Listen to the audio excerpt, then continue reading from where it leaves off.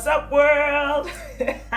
It's me, Nes. Welcome to Nes Telly. I am so sorry if you're coming for the first time and you're hearing this crazy gen noise. I don't know why there's lights in my area and some people say their gen on. It's frustrating. I just really had to do this video today because I don't know how long it's going to be on. I actually waited for like 3 hours and they haven't turned it off, even though there's lights. I apologize for this, but that being said, welcome to Nes Telly. Of course, our normal Nes Telly people, thank you so much for coming back. You guys, the book this week is like lit. First of all, hope you had a beautiful weekend. Welcome to a beautiful new week. So I wanted to say something first before I start, right? First of all, I'm very thankful to a lot of you subscribers that have taken out time to read some of the books that we've talked about here. So we talk about those books, then we have the opportunity. So you tell me, okay, this is what I liked about it, this is what happened, and I love it. But literally, recently, someone accused me of coming up with fake conversations, saying that nobody really talks to me about these things. And I'm like, they do talk to me, like in places on WhatsApp, and then sometimes they DM me on Instagram. So, you know, and I can understand. The person told me that no, that the proof is in the pudding. You cannot come and tell me that people are talking to you, telling you, oh, you read this book, they read this book, and blah blah blah, and I can't see it. So that actually made me think about a lot, especially about YouTube. The way the YouTube algorithm works is that the more engaging your content is, by engaging, how often is it liked, how much comments does it get, like how much of a discussion did it start with in the YouTube page, that will make them decide whether they should push the content more so that more people can see it. So please, I'm taking the opportunity to beg, if you've taken out time to read any of the books, or if you have any thoughts, you know, anything concerned, like if you think something I said was stupid, or you're even offended, or you actually like something, please, in addition to liking this thing and subscribing, as liking the video and subscribing, please leave a comment below. That being said, of course, if you're a first timer, you are in the right place if you want to find the best possible book that you can read, depending on whatever it is you're going through. You will be surprised the books that are available for whatever it is that you have going on in your life. Anyway, so today I read a book from a Sudan refugee to a supermodel. That's the story of Alek Wek. First of all, I did not know Alek Wek wrote a book. Now, one of the beautiful things about reading with script is that when you read a book, you get suggestions for other books. Yes, like after you read this book and you finish, you know, you give them a thumbs up, leave any review you have, or not, you don't have to, but like after you do that, they'll tell you, okay, based on this other book you read, these other books are available. So like if you like this book, it's likely you would like this. So they will give you a list of at least 10 books.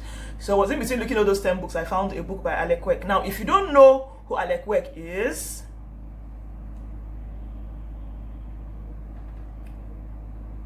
anyway, if you don't know who Alek Wek is, I want to look at you again, but that's a kind of time.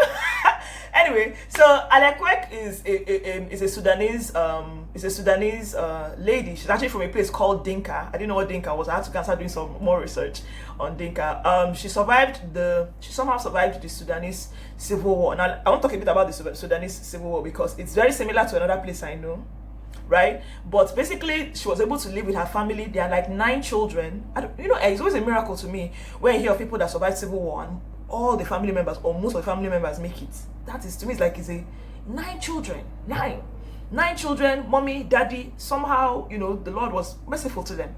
So I'm very thankful. First of all, the woman is like, one of the things I liked about her is that the way she had been trained, she's second to last born, the way she's been trained and the way she's been raised, she's been taught not to complain a lot. So it like affects the way she writes. A lot of times she had some issues, like, you know, of course, the racism problem factor that she faces till date in the US. Like, she's a supermodel, she's popular now. Like, everybody knows. Okay, in my mind, everybody knows who she is. Maybe because I work in fashion, but like everybody knows who she is. And she talks about how literally about a year or 2 years ago, she went to the airport and she sat down in the business class lounge, and the guy that was handing out the boarding pass, literally said that he didn't understand why she was there. Like, she's not meant to be in the business class lounge. And she's like, I'm not understanding. She was resting. She had come from a very long week of working. She wanted to rest. You know, models, they travel a lot and all that. And someone literally so they collected her passport. She said today, anytime she comes into the US, anytime she comes into the US, that she's held up at the airport at least 2 to 4 hours every time. So it's like she has included that because they hold her, look at her papers, look at her constantly. Anyway, that's a whole other conversation. But the thing is that she talked about it, but you can tell she wasn't complaining about it. She's not even mad about it because what is happening in Sudan? Okay, let me talk about Sudan's problem. So in Sudan, there's a northern side of Sudan, then there's a southern side of Sudan.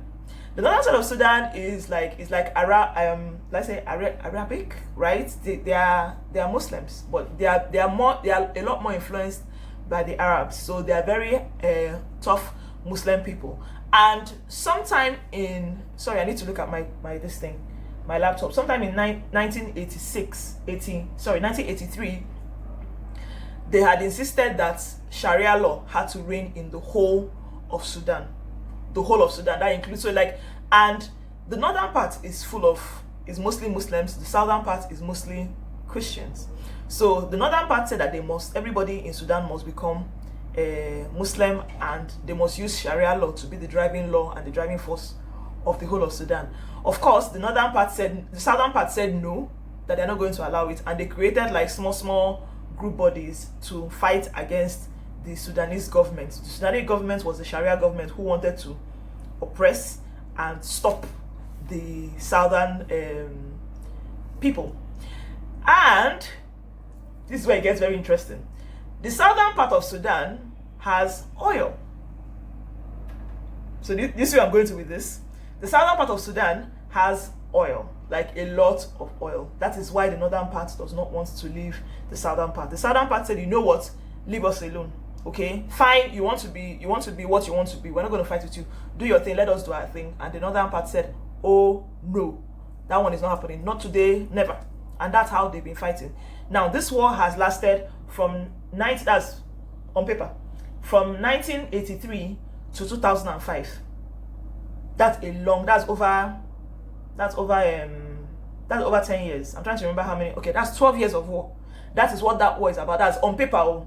A treaty was signed at one point where they decided, okay, fine, that lets them live in some kind of accord for like 6 years, and after 6 years they will see if they can. So it's like, I really pray a war doesn't start again there, because the fact was that before this 1983 there was a whole other war that lasted from 1955 to 1972. That's almost 20 years of war. Yeah, so they were just coming out of that. So Alek Wek was born shortly after that war, like I think 3 or 4 years after that war ended. That's the 1972, the one that ended in 1972. Then she was now plunged into the war that started in 1983. I like this book a lot because it made me do this study. Do you understand? Sadly, I did not know the dates of this thing. That's why I'm looking a lot at the screen, so I get this thing right. But what I'm saying is that, why I'm mentioning this is that this is very similar to our country. The northern Muslim, southern Christian, the oil is in the south, the north is insisting that it's very similar. Do you understand? And these people have been plunged, like when she talks about the times, okay, somehow she eventually left the Sudan. She somehow, like I said, she had a family. Somehow her whole family, she had left the Sudan and they moved like somewhere in the UK, somewhere in she has a home in New York now though.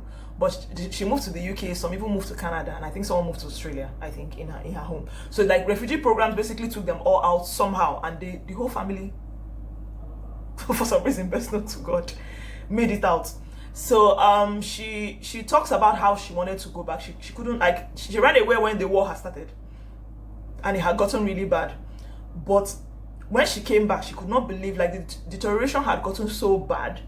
And of course, she talks about the trauma that she still faces. Like, even though she's sleeping in a luxury hotel somewhere in some beautiful fashion location, she suddenly starts hearing gunshots in her head, and then she wakes up in a panic and she realizes that no, she's actually fine. She's safe where she is.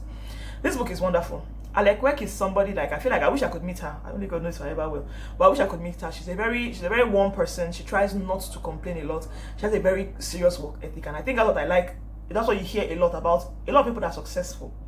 They have crazy work ethic. Like the work ethic is no jokes, as in they're serious about it.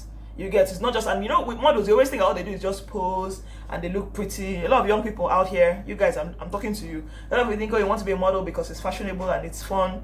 More often than not, a lot of these models, and you know, they work for peanuts for the first maybe 10 years or something like that. That didn't happen to her to do. But this book is wonderful. I think it's totally worth the read. I saw it on Scribd. I'm not sure where else you can get it. I don't know why I didn't bother checking.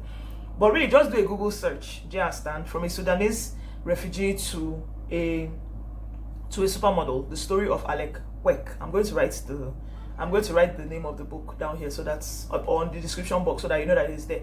I love her. I think she's just a very cool person.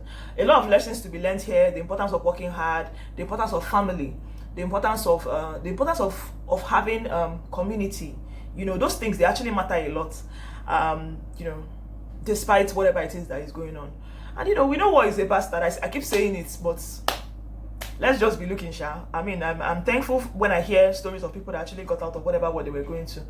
But why I'm talking about how on paper 2005 everything is fine. My sister-in-law, she works with she's an activist for HIV.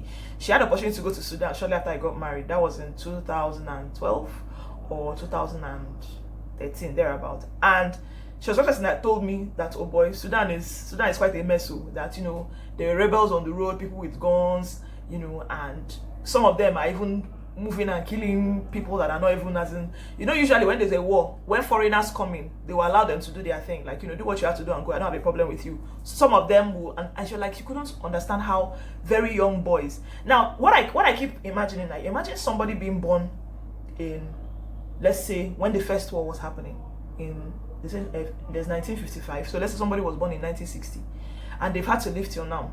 Do you know that they have no other frame of reference? That's they live, by the way. They have no other frame of reference of what life is apart from war. All they know is war. Anyway, see, if you want to know anything, all I know now so far, by the way, is based on this book I just read, not, you know, then a bit of research that I did. If you want to know anything about the Sudanese war, or, you know, the civil wars that happened in Sudan, you can just do a little bit of research and you know what happened. Okay, there's another place now, they call that one the western part of Sudan, called Darfur. Apparently that's a whole other. Anyway, guys, this book is beautiful. I think it's worth the read. You should take out time, try and read it. And find out about Alek Wek. If you don't know anything about that, please do research, okay? Don't let me give you the side eye again, okay? Thank you so much for watching. If you like this video, please give me a thumbs up. Spread the conversation. Let's get more people to read, to know more of what to do. And please leave a comment below. And please don't forget to subscribe and ring the bell. Thanks for watching.